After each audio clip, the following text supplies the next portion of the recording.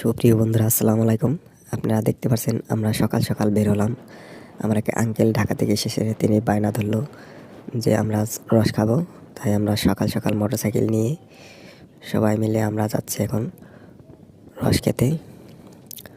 একটু আমাদের বাড়ি থেকে অনেক দূর, আপনারা দেখতে পাচ্ছেন।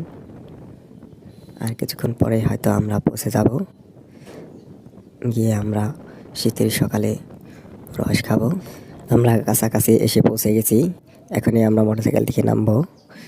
দেখুন আপনারা, মধুরসা জাল করছে শীতের সকালে, আর পাশাপাশি তারা ভাত রান্না করছে তাদের খাওয়ার জন্য।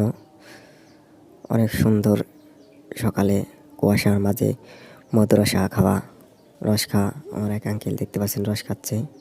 পাশাপাশি আমরা অনেকেই আসছি, সবাই মিলে রস খাচ্ছি। দেখতে পাচ্ছেন আপনারা, শীতের সকালে মধুরসা রস খাওয়া অনেকটাই মজার বিষয়।